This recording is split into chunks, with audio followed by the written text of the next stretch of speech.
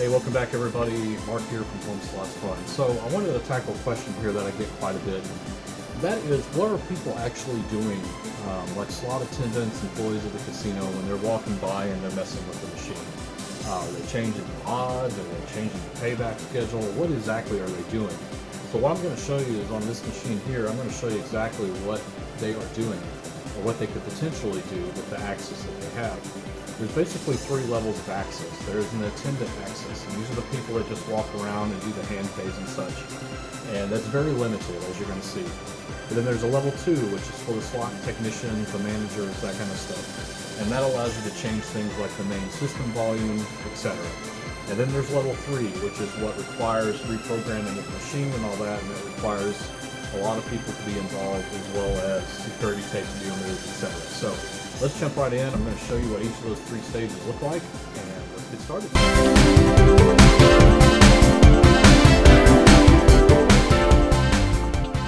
Alright, now that we're in front of the machine, what I'm going to show you is each of the different levels of access that you need to do certain things on the machine. Now you're going to be able to see some, I'd say, hidden menus here that you wouldn't normally get to see when you were in casino.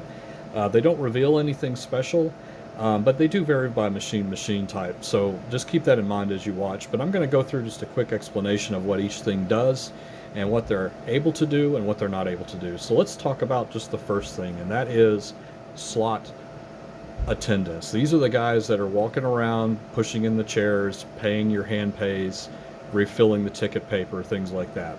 All they have access to is a jackpot reset key.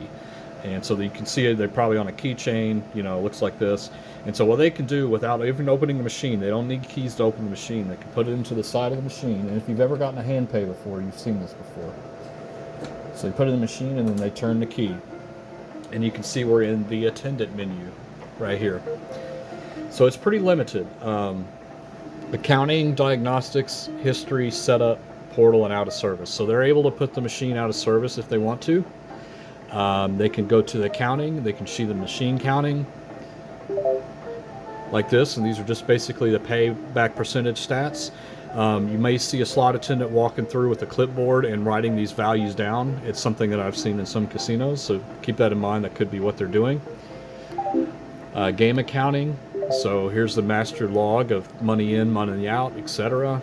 Progressive accounting, if the progressive's been hit, you will see when it was hit, what amount, that kind of thing. And there's other things, bill accounting, so it can keep track of the number of bills that have come in and out of the machine. $100,000 bills, I don't think those exist, but anyway, it's on there. So you can see what has been inserted in this machine. And security accounting. So this is basically, like I mentioned on a previous video, anything that ever happens to this machine, like the door is open, the jackpot key is turned, anything like that, it is logged, and you can see exactly when it has occurred here. And I'm not going to go through all these because it's kind of nerdy. So, and then error accounting, if there are any errors like bill valve stacker missing. So these are issues where I didn't push in the cash can all the way, so there was 30 triggers of that. And there was one bill rejected, so I probably put a bill in that it didn't like, etc. And then clear period recounting, there's nothing there. So diagnostics, this is like how you do the stuff on the machine, like you want to test the lights on the buttons, things like that. Input, output, you can see, make sure that the door switches are working and all this kind of stuff. It's very limited. Nothing is write access, it's all read only.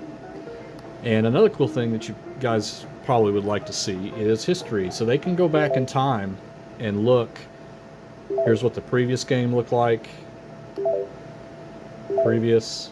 So they can go back in time and see what each of the different pays were. Like that. So if you ever had a question about why something a couple spins ago didn't pay correctly, they can actually go back and look and pull it out exactly. So there's some other stuff in here, but again, it's, you know, like voucher history. There's no voucher in this machine, so it's going to be nothing. But there you go. So setup. Now here's where you can see it's very limited on the attendant. So all they can do is touchscreen setup. So this is to calibrate the touchscreen in case their finger is off. And then also they can mess with the sound. So they can go and change the master sound there, and that's about it. So that's all that an attendant can do. So now let me walk through what an elevated person, so this would be a slot technician, for example. So that would require the door to be opened. So there's specific keys for that. So now we see that the door is open. And then there is a test switch inside that they need to click. It's a little switch. I'm just going to push the button real quick. So you see all the same menu options, but what's going to be different is under the setup. And you're going to see a bunch of stuff in here. So here's the credit setup. So you can see that it's set to penny denomination, the jackpot limit, all that. But notice how nothing is changeable here. It's all fixed. So I can go into Party Train here and see this is the percentage that it's currently set up on, but it cannot be changed because I do not have the permissions to do that because it requires a full refresh of the machine. You have to basically clear it and set it up from scratch. And we've done that in a previous video in case you're interested in that. But the important thing here is just to realize that they cannot change anything that would alter the game. That cannot be done inside of here. It's not networked or anything like that. They can't change payback percentages or credit amounts or anything. That's where we just were inside of here. That cannot be changed at all.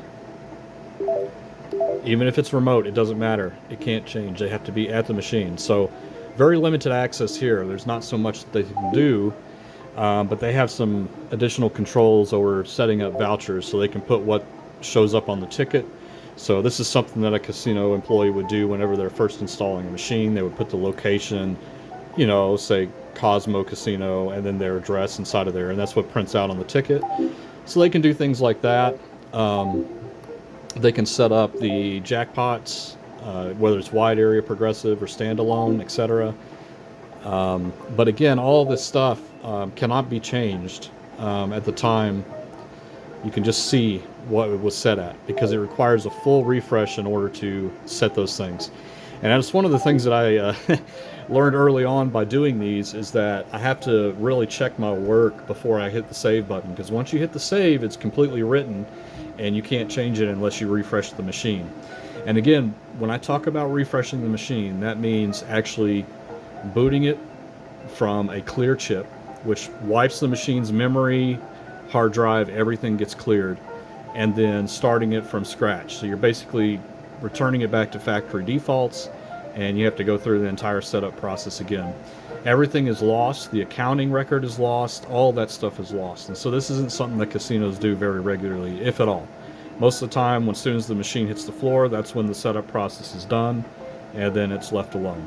So that's a little bit about what it looks like inside of the machine. I know I didn't go through a lot of detail, but if you guys ever wondered what it looks like and who has access to do what, well, there you go.